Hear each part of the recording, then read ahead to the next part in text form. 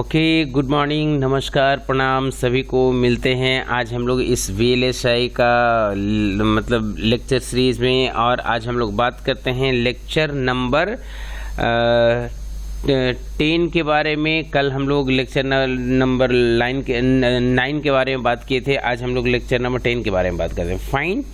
तो आज का जो हमारा टॉपिक है वो है, सबसे पहले हम यहाँ पे आ करके लेक्चर नंबर यहाँ पे लिख लेते हैं। लेक्चर नंबर 10 आज हम लोग बात कर रहे हैं। ठीक है, अब यहाँ पे लेक्चर नंबर 10 में हम लोग बात करने वाले हैं। आज का जो हमारा टॉपिक है ये है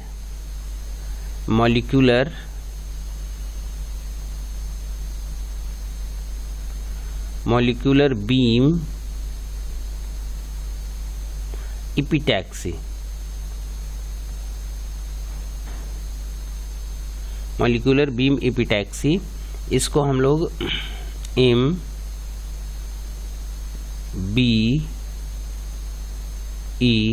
के नाम से भी जानते हैं। ठीक है, तो सबसे पहले हम लोग जाने कि ये मॉलिक्यूलर बीम एपिटैक्सी क्या है ना। तो लेट अस स्टार्ट, है ना, पॉइंट बाय पॉइंट कि what is the molecular beam epitaxy. तो सबसे पहले इस मॉलिक्यूलर बीम एपिटैक्सी के बारे में पहला स्टेटमेंट क्या कहता है, और जैसा कि हम लोग प्रीवियस क्लासेस में, मतलब प्रीवियस कुछ क्लासेस में हम लोग जान चुके हैं कि व्हाट इज़ एपिटैक्सी, राइट। तो इसी को जो भी मतलब मोड या मेथड्स ऑफ एपिटैक्सी है, इस चीज़ को हम लोग पहले मतलब जान रहे हैं इस सीरीज में। तो आज हम लोग को बात करना है मॉलिक्यूलर बीम एपिटैक्सी के बारे में। तो सबसे पहला स्टेटमेंट इसके बारे में कहता है क्या कि MBE molecular beam epitaxy is a non CVD chemical vapor deposition epitaxial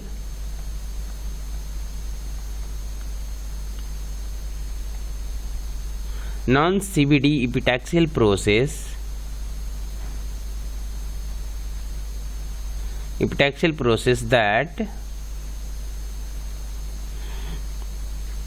that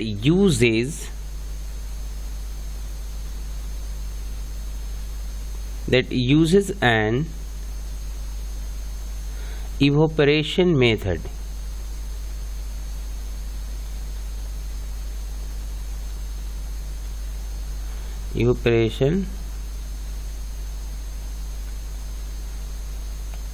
uses evaporation method. देखिए, समझिए क्या कहता है कि ये जो मॉलिक्यूलर बीम एपिटैक्सी है, ये जो है वो नॉन CVD एपिटैक्सियल प्रोसेस है ना। इसमें क्या होता है, इसमें जो हम लोग सबस्ट्रेट के ऊपर में जो मतलब लेयर चढ़ाते हैं, वो लेयर इवोपरेशन मेथड के द्वारा होता है। जबकि हम लोग कल का क्लासेस में जो बात किए थे इसके बारे में, मतलब वेपर फेज एपिटैक्सी के बारे में, तो वो जो था वेपर फेज एपिटैक्सी, वो केमिकल रिएक्शन के थ्रू वो होता था। ठीक है ना। तो ये दोनों में डिफरेंस है आपका मॉलिक्यूलर बीम और एपिटैक्सी में। फाइन। दूसरा स्टेटमेंट क्या कहता है इसमें, इसके लिए यहां पे दूसरा स्टेटमेंट कहता है कि although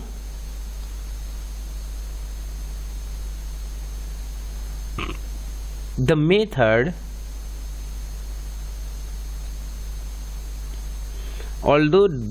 was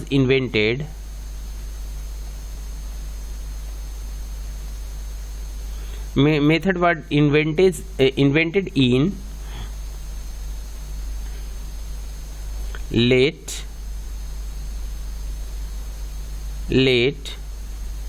1960 at the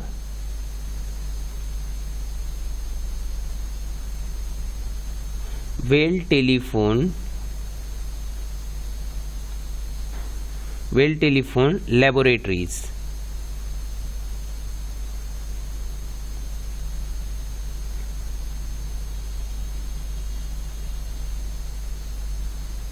laboratories, but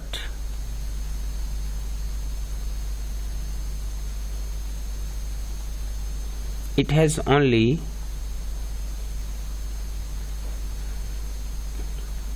recently been seriously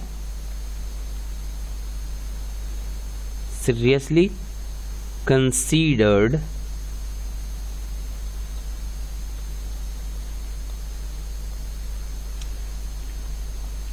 a suitable technology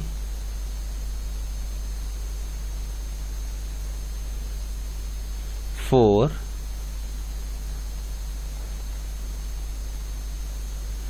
silicon device fabrication.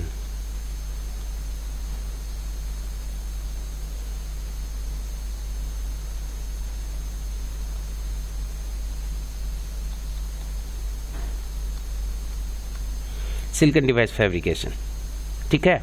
तो दूसरा स्टेटमेंट से क्या समझ में आया कि ये जो है ये MBE जो मेथड है, मॉलिक्यूलर बीम एपिटैक्सी मेथड है, ये जो इवॉल्व हुआ था, इन्वेंटेड हुआ था 1960 के आसपास ही, बट उतने टाइम से इसको मतलब यूज में नहीं लाया गया था।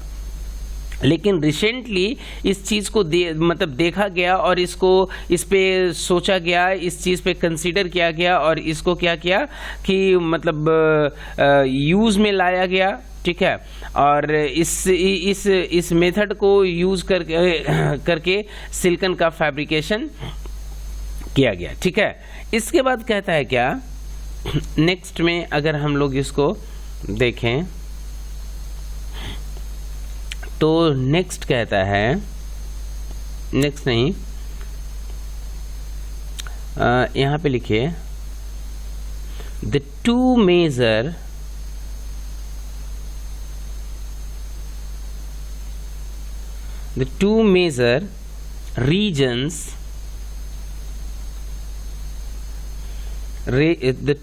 regions why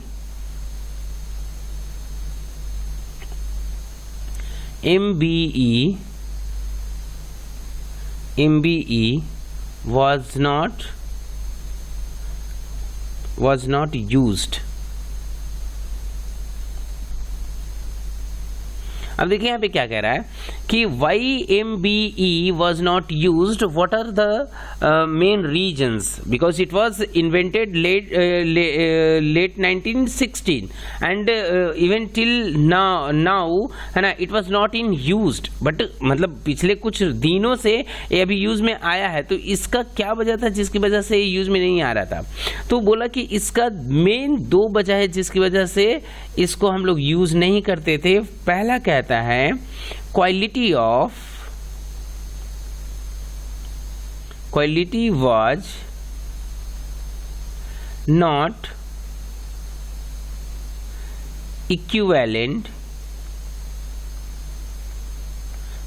not equivalent with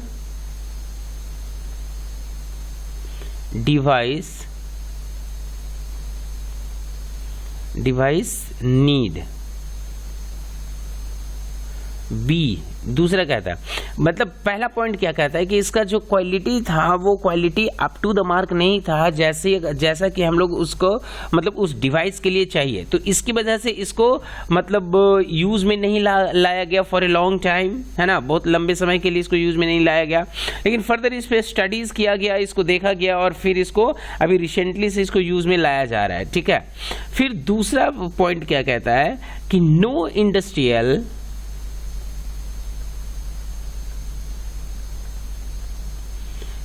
industrial equipment exist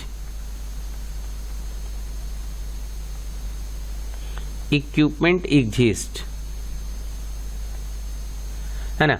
कि इस प्रोसेस को करने के लिए, मॉलिक्यूलर बीम इपिटैक्सी को करने के लिए वैसा कोई जो कंपोनेंट था, मतलब इंडस्ट्रियल इक्विपमेंट, वैसा कुछ एग्जिस्ट नहीं करता था। तो इसकी वजह से इस प्रोसेस को नहीं किया गया, बट फर्दर उस चीज़ को मतलब वैसा डेवलप किया गया, वैसा बनाया गया, और आज के डेट में ये कहीं ना कहीं पॉसिबल है, इस मेथड को यूज़ किया जाता है। ठीक है, तो सबसे पहले हम लोग समझने का कोशिश करेंगे कि ये होता कैसे है। तो चलिए नेक्स्ट पेज में चलते हैं, और इसके लिए सबसे पहले हम एक ड्राइंग बनाने का कोशिश करते हैं। तो यहाँ पे आकर के एक ऐसे स्ट्रेट लाइन इधर में ले लेते हैं, ओके, और इधर में आकर के इधर में भी एक लाइन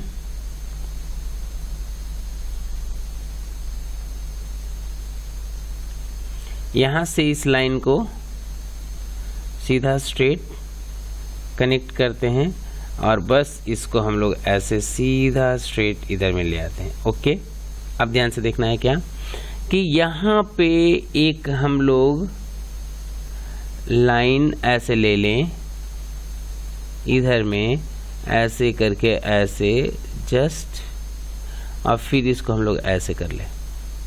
ओके, और यहाँ पे हम लोग इधर में आकर के एक जस्ट कॉइल हम लोग बना लेते हैं। ठीक है, ऐसे। ओके, हो गया। यहाँ पे हमारा कुछ एक इंस्ट्रूमेंट प्लेस्ड है जो इस तरीके से है, रहने दीजिए इसको।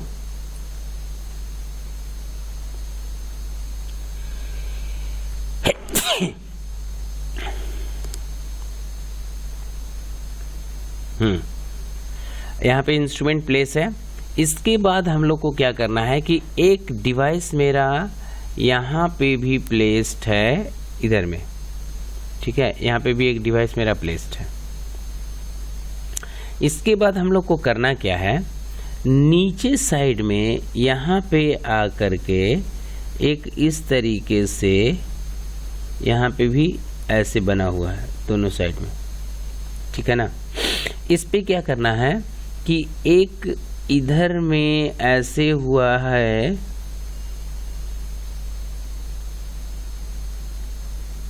ऐसे है, और एक यहाँ पे भी हमारा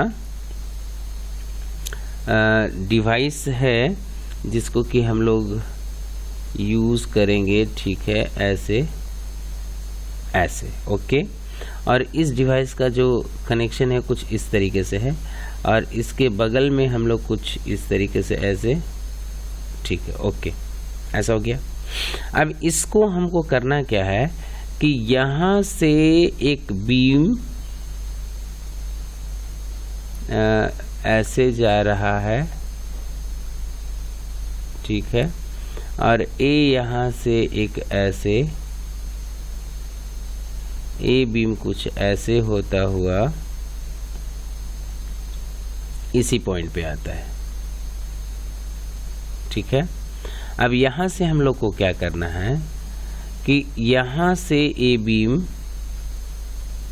इस तरीके से इसमें आता है, और इसी पॉइंट से ए बीम रिफ्लेक्ट हो करके यहाँ पे आता है। कुछ ऐसा हुआ है। ठीक है ना, मतलब यहाँ से एक बीम गया, इसको हीट किया, और वो रिफ्लेक्ट होकर के यहाँ पे आता है। इसके ऊपर में सबस्ट्रेट है जो रखा हुआ है। फाइन, इधर में इसके बगल में एक हमको बनाना है ऐसे करके, और इसके बगल में भी एक ऐसा करना है। ठीक है, ओके, जो कि कुछ इस शेप में ऐसा है। ठीक है, यहाँ से एक एरो ऐसे एग्जॉस्ट होता हुआ, और यहाँ से भी एक एरो ऐसे एग्जॉस्ट होता हुआ। ओके, अब हमको क्या करना है, हर एक चीज़ का नेमिंग करना है हमको। ठीक है ना, तो इधर में कुछ ऐसे होता है, ऐसा है, यहाँ पे एक छोटा सा सर्किल है ऐसे ऐसे करके। ठीक है, यहाँ पे, और इसका नाम दिया है क्या, ए है थर्मोकपल।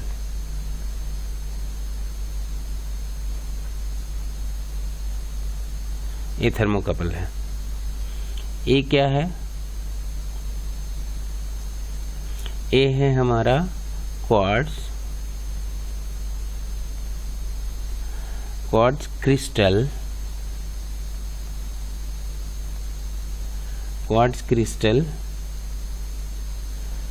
Thickness monitor.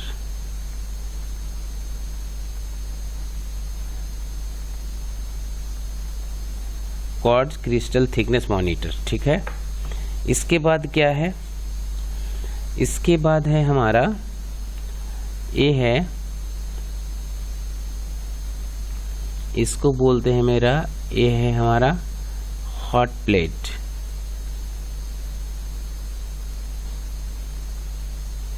ये है हॉट प्लेट। इसके बाद इसको हम बोल रहे हैं, इस वाले पोर्शन को बोल रहे हैं इसको, ये है मेरा सबस्ट्रेट है।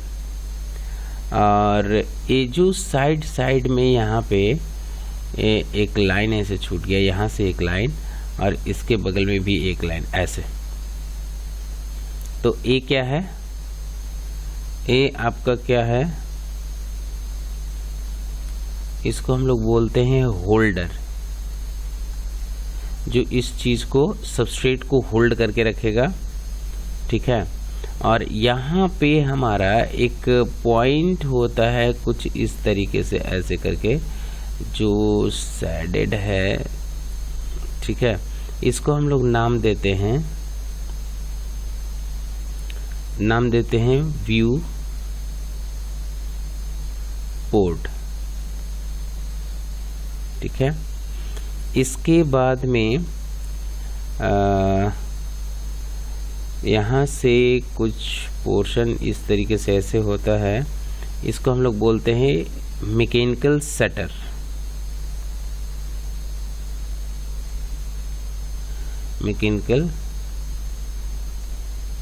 मैकेनिकल सेटर है। यहाँ पे जो ये वाला चीज है, इसको बोलते हैं क्या, SB effusion.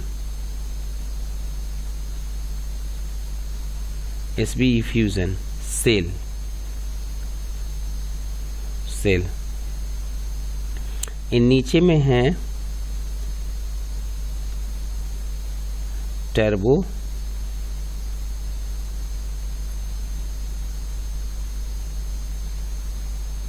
टर्बोमोलिकुलर pump.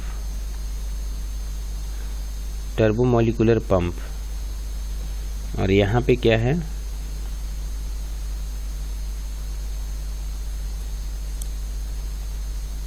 Titanium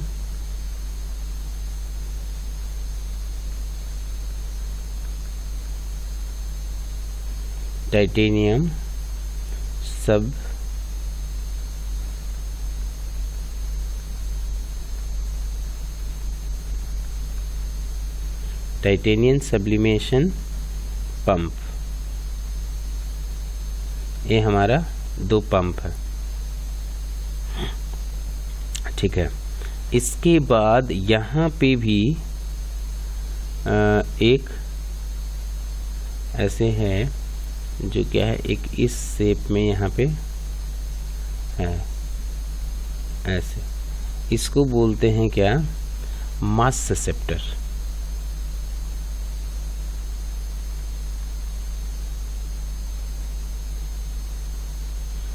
sorry, मास ससेप्टर नहीं है ये है हमारा मास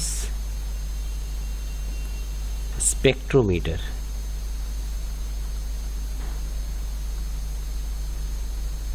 मास स्पेक्ट्रोमीटर। एक और है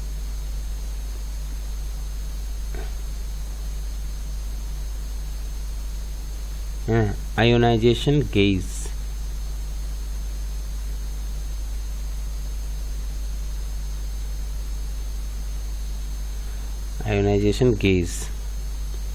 और यहाँ पे भी हमारा एक है, इसको बोलते हैं हम लोग ई गन, है ना, इलेक्ट्रॉन गन होगा, जहाँ से इसको बोलते हैं जहां से सिलिकॉन सोर्स, ये हमारा डायग्राम हुआ। अब इसमें देखिए होता क्या है, इसमें मतलब कैसे करते हैं। तो सबसे पहला इसमें कहता है कि it dissolves the direct physical transport of the material to be grown to a heated substrate. इसमें क्या होता है कि एक हीटेड सबस्ट्रेट है यहाँ पे, मतलब यहाँ पे हीटेड ये सबस्ट्रेट है जो हीटेड है, क्योंकि यहाँ पे देखिए हॉट प्लेट है जो सबस्ट्रेट को हीट कर रहा है, और यहाँ से क्या हो रहा है, जो बीम इससे यहाँ से जा रहा है वो सबस्ट्रेट पे क्या हो रहा है, मतलब सबस्ट्रेट पे इस बीम को दिया जा रहा है, और फिर उस सबस्ट्रेट से रिफ्लेक्ट होकर के यहाँ पे मतलब ई गन पे आता है। ठीक है, तो फिर इसमें दूसरा पॉइंट क्या मतलब कहता है कि the growth is achieved by directing atomic और molecular beams in a well controlled ultra high vacuum system so that no impurity can get away inside the substrate, है ना। ये इसमें ये दो स्टेटमेंट है ना, जो इसके लिए लिखा गया है। अब इसके बाद अगर हम लोग आगे देखें कि व्हाट इज मॉलिक्यूलर बीम, तो यहाँ पे आकर के चलिए नेक्स्ट पेज पे चलते हैं, और यहाँ पे हम लोग लिखते हैं, यहाँ पे लिखते हैं मॉलिक्यूलर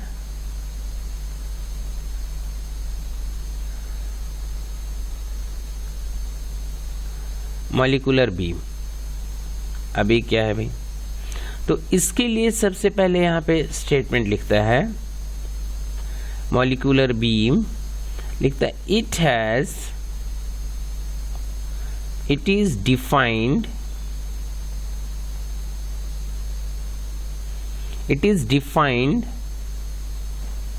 एज अ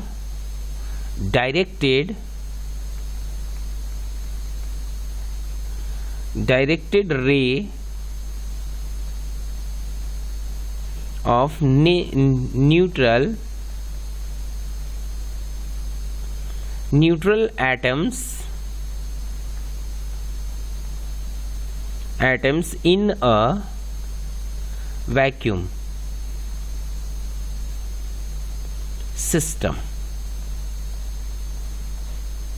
अब देखिए क्या है मॉलिक्यूलर बीम, क्या है कि ए हमारा क्या है, एक मतलब मतलब एक न्यू मतलब कोई मतलब एटम्स हैं जो कि वो न्यूट्रल्स हैं, और वैक्यूम मीडियम में एक वैक्यूम मीडियम है जिसमें क्या करता है, उसको एक डायरेक्शन में एक लोकेशन पे उसको सेंड किया जाता है। ठीक है, इसको हम लोग बोलते हैं मॉलिक्यूलर बीम। ठीक है, दूसरा पॉइंट यहाँ पे क्या कहता है, the beam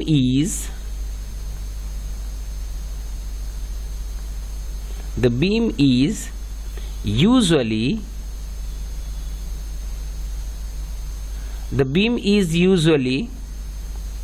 produced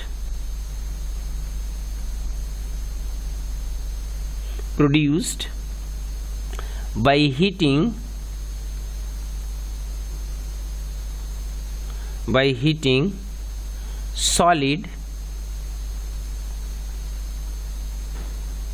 heating solid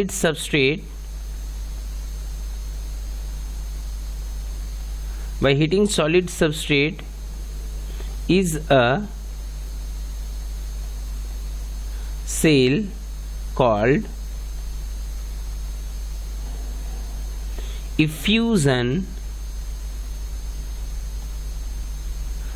effusion cell,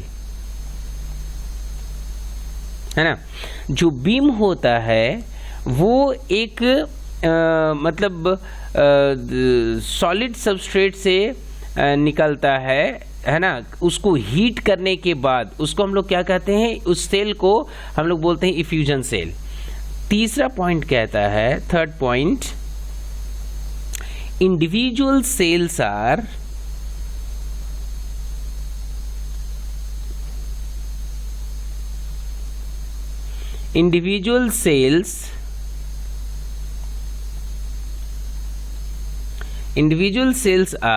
provided provided with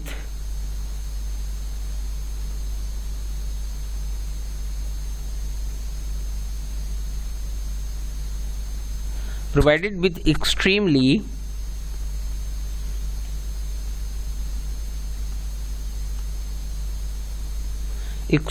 controlled shutters whose movement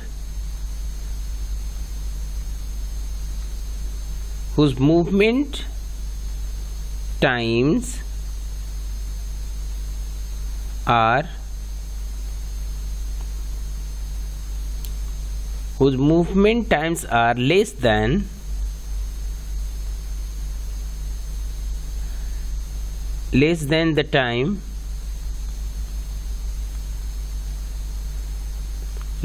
the time taken to grow a monolayer.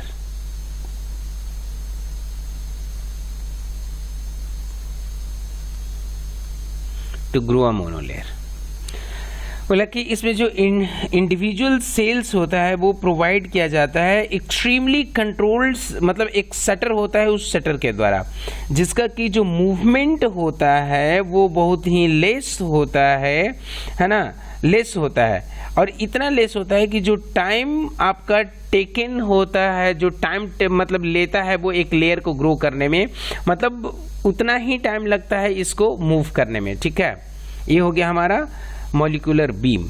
अगर इससे हम लोग आगे बढ़ें तो नेक्स्ट है हमारा advantage of MBE।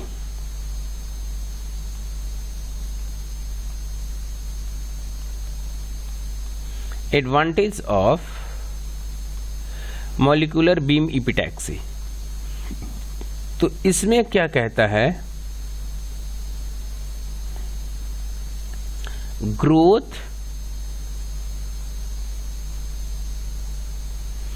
Temperature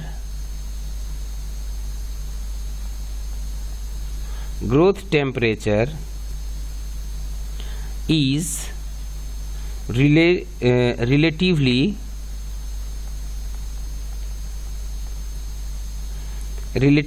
low, which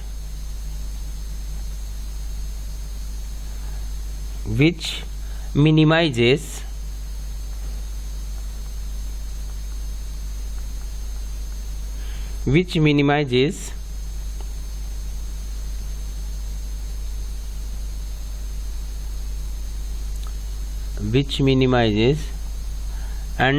untried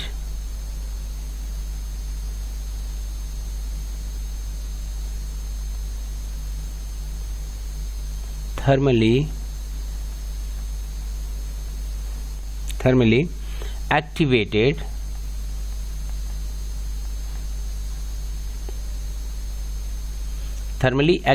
process such as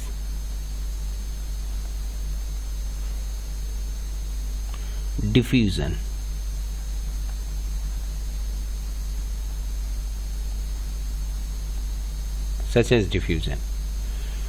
दूसरा पॉइंट क्या कहता है, growth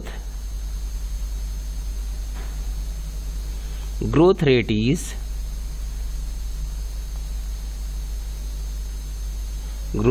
is low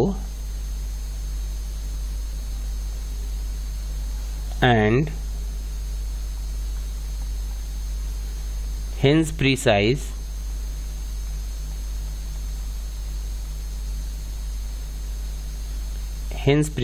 thickness।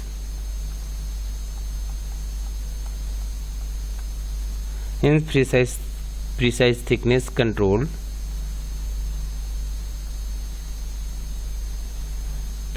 thickness control is possible।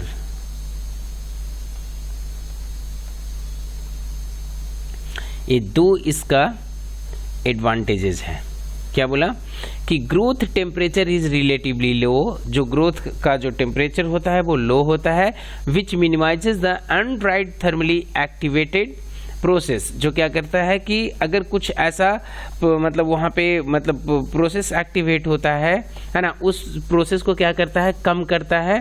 Such as वो प्रोसेस क्या हो सकता है, डिफ्यूजन, मतलब डिफ्यूजन का प्रोसेस को वो रोकता है। दूसरा क्या कहता है कि growth rate is low and hints precise thickness controlled is possible. इसका जो ग्रोथ रेट होता है वो बहुत ही लो होता है, जिसकी वजह से क्या होता है कि इसका जो थिकनेस होता है उस सबस्ट्रेट के ऊपर उस लेयर का, है ना, जो क्या होता है बहुत ही कंट्रोल्ड मैनर में, वो बहुत ही मतलब थिन लेयर का होता है। ठीक है, तो आज का जो क्लासेस है हम लोग इसी के साथ जस्ट यहीं पे फिनिश कर रहे हैं। जस्ट मेरा मैक्सिमम प्रयास है कि आपको मैक्सिमम से मैक्सिमम कंटेंट हम आपको प्रोवाइड करवा सकें इस चीज़ के बारे में, राइट। तो इसी के साथ आज का क्लास यहीं पे फिनिश करते हैं और मिलते हैं हम लोग नेक्स्ट क्लास में नेक्स्ट टॉपिक के साथ, राइट। तब तक के लिए धन्यवाद। Thank you so much for stay connected. Thank you so much.